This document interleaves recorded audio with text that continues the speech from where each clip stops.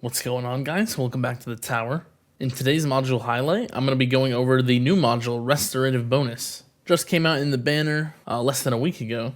It is a generator module, and what it does is that whenever you get a recovery package, you get a 50% attack speed boost for a certain amount of seconds, depending on the rarity of the module. And then after that time is up, it does decay for 60 seconds. So this is a linear decrease. So if you have 100 attack speed, for example, when you get a package, you would go up to 150 attack speed for 30 seconds with the Ancestral here. And then if you don't get a package again, over the next 60 seconds, the attack speed would go down back to 100, just at a steady rate. So after 30 seconds, you would only be at 125 attack speed.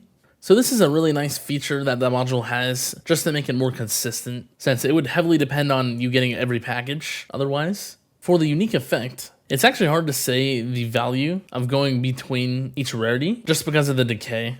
Just thinking about the duration though, going from the epic to legendary would be a 33% increase in the amount of time that you have the attack speed boost at 50%. It would be a 25% increase going from legendary to mythic. And going from mythic to ancestral, it would be a 20% increase. But I don't think that's accurate at all, just because of how the decay works. Because the value of the epic honestly isn't that much worse than the ancestral. It does depend on your package chance, but even if you miss one package, you're still going to keep a portion of that attack speed boost during the next wave. I think it only really becomes a problem if you miss 2 packages in a row. But yeah, just because of this decay, the duration actually is a lot less important than it might seem. I think that's pretty much everything for the unique effect. So just know that the rarity doesn't actually make as much of an impact as it may seem. So here's kind of what the visual looks like. Just increased attack speed. Before this I did have around 80, slightly less than 80. And that has boosted me up to almost 120.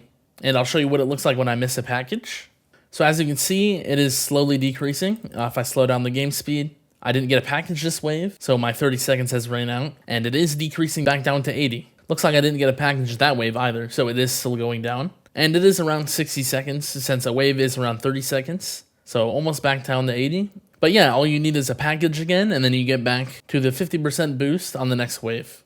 So moving on to the uses of this module. I do think this one actually isn't going to be super useful for a lot of players. But I do think it's a really good assist option for some people. I don't think this is really going to be used in the primary module slot that much. Usually when you're using this module, it's going to be in milestones or tournaments. You can use it for farming, I guess, but I think there's better options for farming most of the time. And like I said, in tournaments and milestones, I think project funding is just going to be a better primary option. So project funding takes up the primary slot, and then it comes down to the assist slot. Depends a lot what you want there, and I do think in some cases, Restorative Bonus will be a good option in that slot. It does depend a lot on your build. So this will help if you use Chain Lightning as your main damage. It's pretty much going to be almost 50% more damage, just since you're getting 50% more projectiles, and that means 50% more Chain Lightning. I think if you already have a pretty high attack speed, like over 70 or 80, Pulsar Harvester is probably a better assist module for milestones and tournaments, just since the level reductions are really nice. If you do just want raw damage on Chain Lightning, then this is a nice option. Comparing it to Pulsar Harvester again, if you are running like a really high range build, I would say this is probably better, since Pulsar Harvester does rely a lot on bounce shots. So it just depends a lot on how you play the game, what you use for damage, and stuff like that.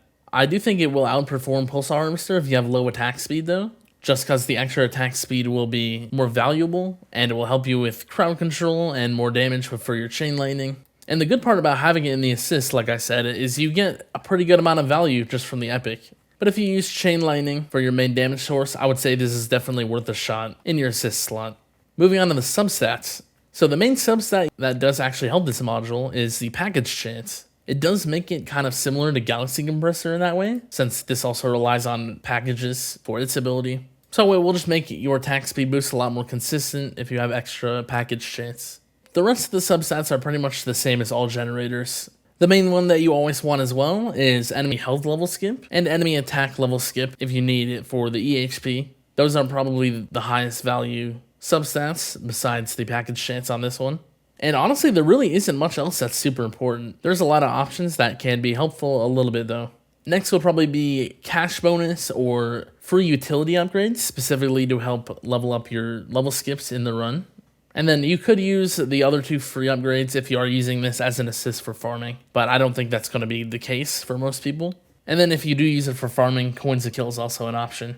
But if you use EHP, then Max Recovery is also a good one, and then Recovery Amount. If you do need the EHP, those are pretty good options as well. And that's pretty much it for Substats. There's not really anything else that's super useful. So yeah, that's pretty much it. Let me know what modules you want to see next. And if you have any other questions, you can leave those in the comments as well. And yeah, see ya.